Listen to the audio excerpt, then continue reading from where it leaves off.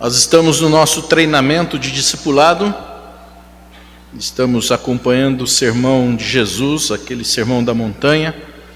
Chegamos no capítulo 6, das palavras que ele direciona aos seus discípulos.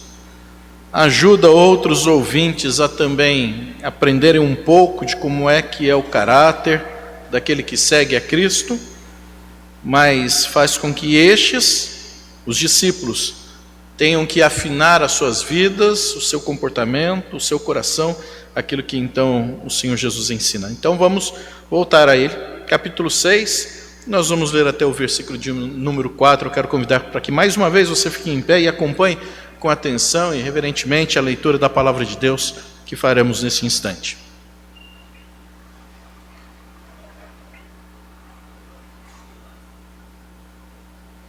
Assim diz o texto: guardai-vos de exercer a vossa justiça diante dos homens, com o fim de serdes vistos por eles. Doutra sorte não tereis galardão junto de vosso Pai Celeste. Quando, pois, deres esmola, não toque trombetas diante de ti, como fazem os hipócritas nas sinagogas e nas ruas, para serem glorificados pelos homens. Em verdade vos digo que eles já receberam a recompensa. Tu, porém, ao dares a esmola, ignore a tua mão esquerda o que faz a tua mão direita, para que a tua esmola fique em secreto, e teu Pai que vem em secreto te recompensará.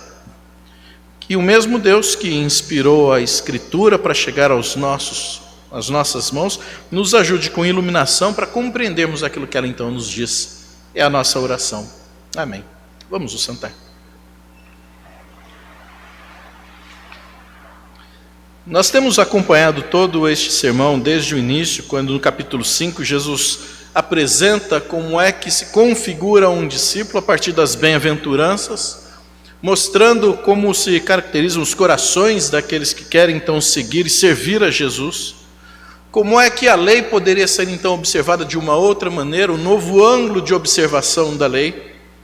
Jesus não descarta em momento algum o cumprimento ou descumprimento da lei, ao contrário, ele mesmo diz que vem para cumprir os preceitos da lei, mas além de cumprir os preceitos da lei, Jesus até aperta um pouquinho mais a sua compreensão, a fim de que entendessem que não era limitado ao texto escrito, mas ampliando a sua compreensão, o que é que então os discípulos deveriam fazer.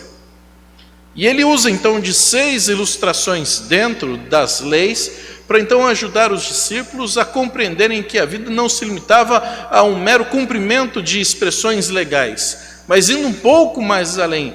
E isso então os tornaria diferentes no comportamento, nas atitudes, no pensamento, no coração dos outros demais judeus que estavam ali apenas lendo os livros de leis para então cumprir com cada um deles. Agora nós entramos no capítulo 6, e o capítulo 6 é como se fosse uma exposição positiva da lei. Se anteriormente, com as ilustrações que Jesus trazia, ele então fazia com que a lei mal interpretada ou mal vista pudesse então ter um novo pano, ter uma nova cor, uma nova maneira de ser lida. Agora Jesus olha para alguns aspectos da lei de um modo muito mais positivo do que o anterior. Isso nós vemos a partir daquilo que ele encerra no versículo 48. E observa o desafio que se diz aí: portanto, sede vós perfeitos. Então, o desafio que Jesus faz aos discípulos não é menos, não é metade, não é apenas um pouco, mas o objetivo de Jesus é estabelecer o desafio como o ponto mais alto, é o ponto da perfeição, e corrermos nessa direção e andarmos nessa direção, não menos do que isso. Se andando em direção à perfeição, nós já desanimamos pelo caminho, e apresentamos todas as nossas desculpas a Deus para dizer que não vamos chegar lá. Imagina se Jesus então colocasse metade da perfeição, ou apenas um pouquinho da perfeição. Nós continuaríamos no mesmo estágio. Nós não modificaríamos em nada o nosso comportamento, a nossa vida. Jesus aponta para o lugar mais alto. Fala assim: se Deus é perfeito, busque a Deus. Se Ele é a perfeição, busque a perfeição. E ainda numa palavra bem determinante: sede perfeitos. Esse é o alvo, esse é o objetivo. Certamente muitos daqui, quando se envolvem nas suas profissões, observam alguns que já atingiram determinados estágios da vida profissional, já são renomados em suas áreas, e até começam a estabelecer: eu gostaria de ser como essa pessoa, eu gostaria de trabalhar como esta pessoa, eu gostaria de alcançar os passos que esta pessoa alcançou. E nós não estamos nem falando a respeito de pessoas perfeitas, apenas de pessoas que chegaram em degraus mais altos dessa escada. Jesus está fazendo da mesma maneira, só que ele não está estabelecendo uma escada humana, ele está estabelecendo a maior de todas, estabelecendo o próprio Deus como ponto mais alto desta caminhada. Então olhe para o Senhor, siga o Senhor, busque a perfeição nele. E agora então, ele começa a usar outras ilustrações que vão tratar da vida do crente, como que vivendo neste mundo, na presença de Deus, mas ainda envolvido com as coisas que são naturais do nosso tempo, do nosso contexto, do nosso cotidiano, do mundo que nós estamos, mas sempre na dependência dele. E agora, quando ele vai iniciar essas 3 ilustrações, ele vai então mostrar para nós a preocupação sobre os olhares. Quais olhares nós queremos agradar? Quais são os olhos que nós queremos agradar? E estas ilustrações nos ajudam a pensar nisto, para que, se tornando o nosso desafio, não nos esqueçamos de que na nossa caminhada os olhos estão nos cercando, estão nos vendo, mas qual destes nós queremos então de fato agradar? Nós podemos ver todo este capítulo de 2 formas, esse capítulo 6. Do versículo 1 até o versículo 18, Jesus enfatiza muito a questão da vida religiosa, fala da cultura, fala sobre a nutrição da alma, fala da nossa adoração, da nossa piedade, fala desse relacionamento que nós precisamos ter, um relacionamento direto com Deus. Jesus nos faz pensar até mesmo que, muito embora sendo cidadãos deste reino da terra, mais do que isso, nós somos cidadãos do reino dos céus. Então representamos uma embaixada muito melhor, para que a diferença desta embaixada neste tempo mostre os aspectos positivos daqueles que são seguidores deste rei. Nós pensamos aqui como sendo um viajante, um forasteiro, um peregrino. Nós fazemos as coisas do mundo, vamos colocar isso dentro de várias aspas. Nós estamos envolvidos com as coisas, nós trabalhamos, nós passeamos, nós nos relacionamos, muito embora isso não precise levar a um mundanismo no sentido negativo da expressão. Jesus está nos dizendo: olha, estamos aqui, mas não somos daqui. Até este versículo 18, Jesus está mostrando essas situações. Do versículo 19 em diante, que você pode observar aí, ele coloca como se fosse então esta vida própria das coisas do mundo, mas não mundano no sentido negativo, no sentido pecaminoso, mas as questões que nós nos preocupamos, as questões naturais. Ele fala do alimento, ele fala do abrigo, ele fala do vestuário. São as coisas do mundo, são as coisas que nós precisamos então nos envolver constantemente. Ainda vamos demorar um pouco para chegar nessa segunda parte do capítulo, porque quando nós pararmos na oração dominical, nós vamos nos deter em pensar no que é que nós estamos pedindo para Deus quando nós estamos orando isso. Mas haverá o tempo em que nós vamos então relacionar a nossa vida como discípulos de Jesus a estas coisas habituais que são práticas do nosso dia a dia. Mas o discípulo, o cristão, precisa ter uma ideia muito clara sobre todas as coisas. No capítulo 5, houve um tempo, houve uma ocasião em que nós estávamos pensando sobre aquilo que Jesus dizia sobre o sim ser sempre sim, o não ser sempre não. E Jesus não estava falando sobre isso no sentido de que, olha, eu não posso ter uma opinião diferente. O que Jesus estava provocando a pensar era no sentido de que as minhas convicções, elas têm que ser fundamentadas. Se chega um determinado momento que alguém me mostra que determinada posição minha, postura minha, pensamento meu está equivocado, e eu então compreendo isso, não há nada de errado em mudar de opinião, desde que eu tenha fundamento para que essa opinião seja mudada. Se não fosse assim, nem mesmo conversão aconteceria, porque antes da conversão todos nós vivíamos com pensamentos distantes de Deus. E então houve uma mudança de pensamento, uma mudança de direção da vida, para então pensarmos de uma outra maneira, mais fundamentada. É isso que Jesus está querendo nos mostrar. Situações em que as ideias precisam estar fundamentadas, e aqueles que seguem a Cristo precisam disso. Seria um grande engano se na conversão, como alguns segmentos religiosos falam, se na conversão todos os nossos problemas num passe de mágica fossem resolvidos, solucionados de imediato. Isso não acontece. E nem vai acontecer. Mas a conversão nos ajuda a pensar nas coisas a partir da referência bíblica. Olhar o mundo, olhar aquilo que nos cerca do ponto de vista da referência de Deus. E aí então a maneira como nós nos relacionamos ou tratamos de todos os assuntos que nos pertencem, o tratamento disso, a preocupação disso, é do ponto de vista, como é que Deus quer que eu reaja a isso? Como é que Deus quer que eu responda a isso? Como é que as minhas atitudes me ajudam a caminhar na direção da perfeição? Por isso que esta vida de discípulo se reflete em tudo aquilo que diz respeito à nossa história. Como é que no seu trabalho você pode alcançar a perfeição? Mas não ser o melhor funcionário, aquele que sempre vai ter a fotografia como funcionário do mês do McDonald's. Mas o tempo todo, o desafio do tempo todo, ser o melhor na área que você trabalha. Mas não porque há uma competição, mas porque você faz isso com base na referência de que é aquilo que de fato Deus quer que você aja no seu trabalho.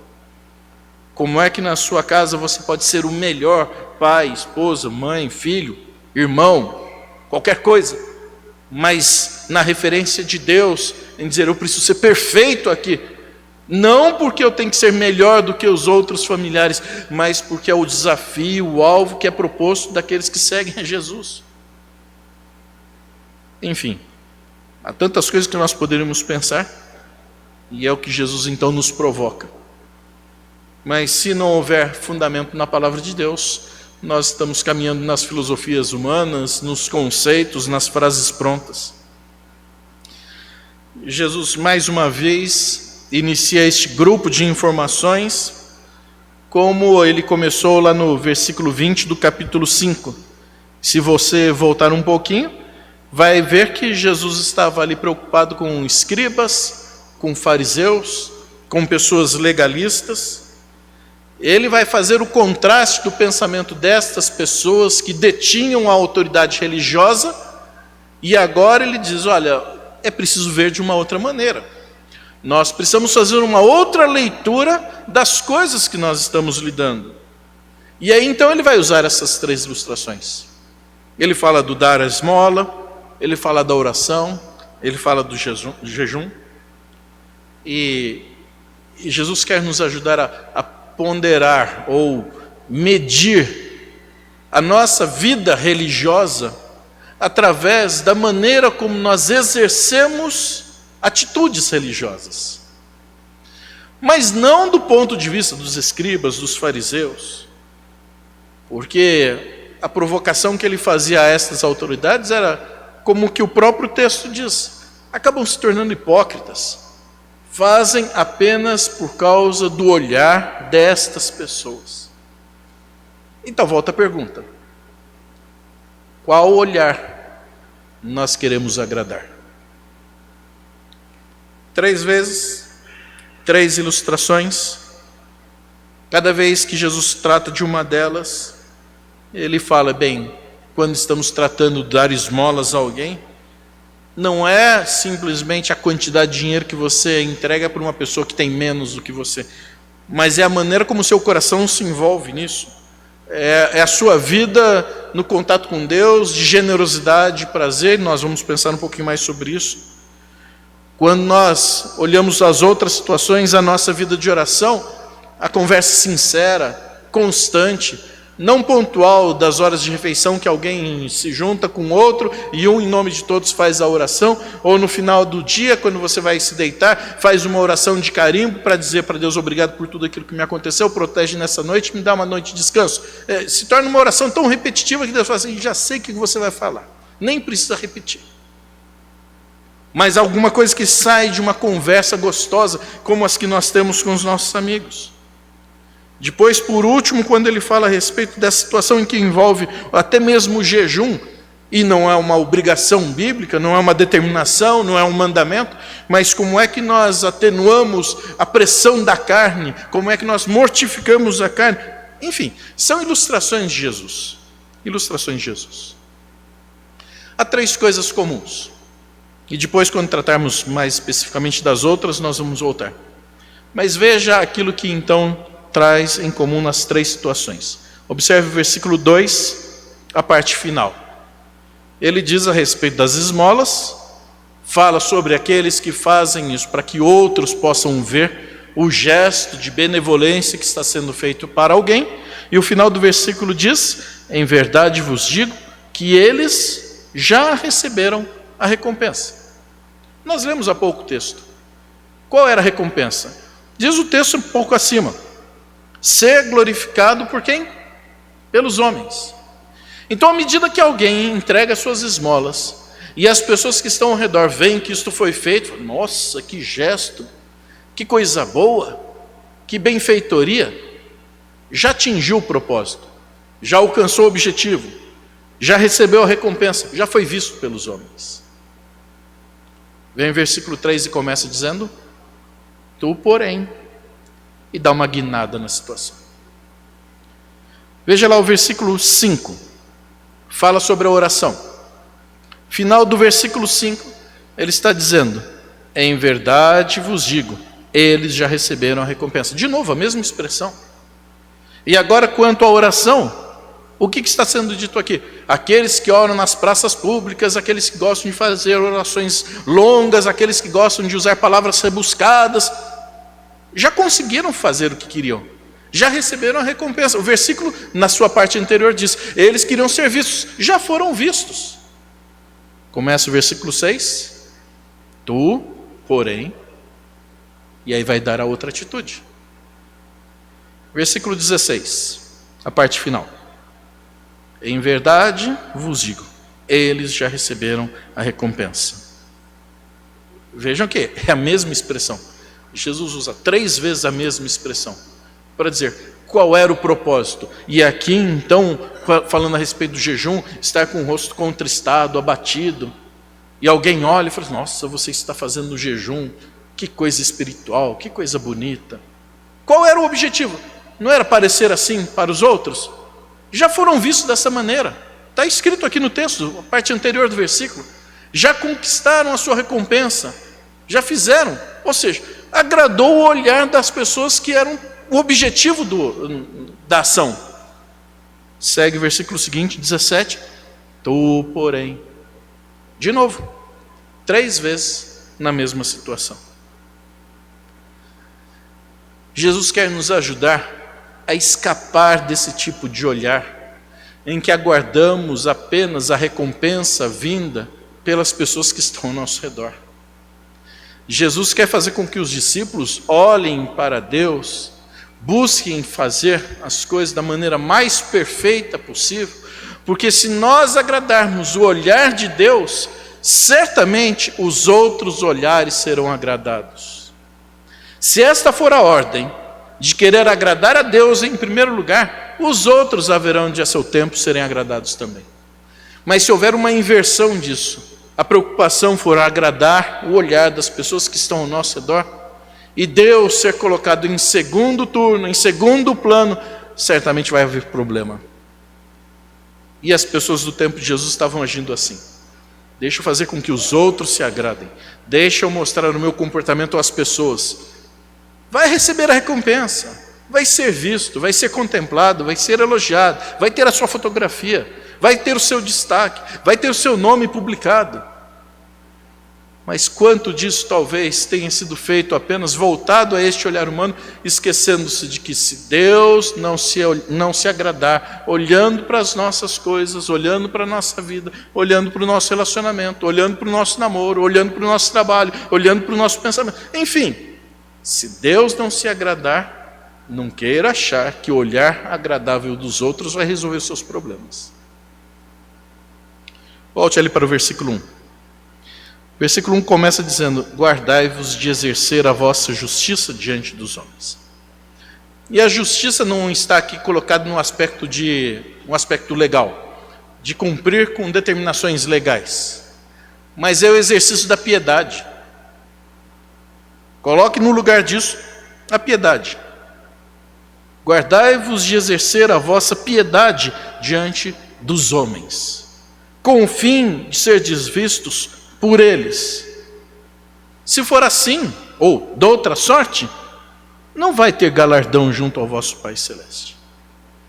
Então existem 3 aspectos dessa justiça, como sendo mencionado aqui, que devem prevalecer na nossa vida como os aspectos da piedade que Jesus está provocando, está fazendo com que nós pensemos um pouquinho.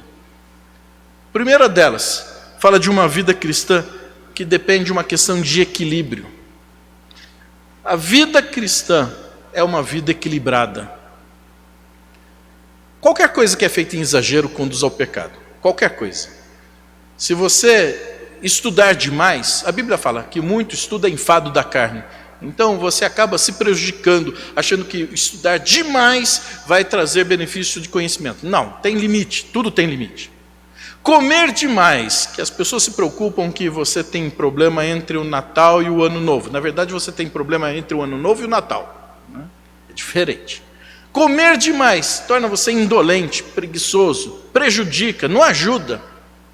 Dormir demais, que é tão bom, mas... Ou seja, pense em qualquer coisa feita com exagero, conduz ao pecado. Religiosidade demais também é pecado. Porque a religiosidade exagerada conduz ao fanatismo. E veja o resultado de uma vida de fanáticos religiosos, o que causam pelo mundo todo. Morte, apedrejamento, incêndio, terrorismo, etc, etc, etc. Em nome de Deus. Então não se pode dizer que muita religiosidade faz com que a pessoa esteja mais perto de Deus. E às vezes não está. A vida cristã tem equilíbrio. Tem bom senso. O crente age para fazer com que a luz de Jesus venha brilhar e não trazer foco para si mesmo. É equilíbrio. O discípulo, ele está muito consciente da sua importância, mas compreende essa sutileza do equilíbrio, cuida do perigo da ostentação, de precisar que o seu nome seja destacado para que os outros percebam as suas ações, o seu comportamento. Equilíbrio ajuda a conter o que muitas vezes na história nós já vimos aí, de pessoas, vamos chamar assim, os crentes espetaculosos. Não são crentes espetaculares. É uma coisa, o crente espetacular é aquele que ajuda, que faz, que mostra a sua fé. Agora, o espetaculoso é aquele que quer chamar a atenção sobre si, autoglorificado. Segregam-se do mundo, separam-se do mundo. E Jesus está dizendo, não, o discípulo está envolvido ali para que haja alguma coisa de influência positiva no meio onde está. A outra situação que mostra dessa ideia da justiça de Deus, que nós precisamos exercer, é que essa escolha é sempre a determinante. Quem é que nós estamos querendo agradar? A nós mesmos ou a Deus? De quem é que nós buscamos louvor? Dos homens ou de Deus? Agora, em época de aplicativo, todo mundo que vai usar algum aplicativo vê lá o nome do motorista, a fotografia dele. Mas vamos pensar em tempos anteriores ao aplicativo. Quem precisava usar táxi ou ônibus? Qual o nome do motorista que você lembra? Do taxista ou do motorista de ônibus? Às vezes nem olhava para o cidadão, sabia que estava ali dirigindo, mas entrava no carro, entrava no ônibus, saía e alguém estava fazendo serviço.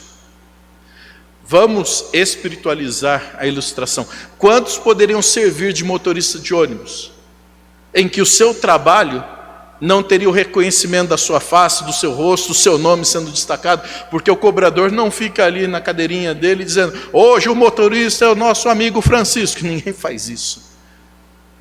Mas se você precisasse do destaque do nome, falar assim: não é bom que você seja motorista de ônibus, porque ninguém vai tratar você pelo nome.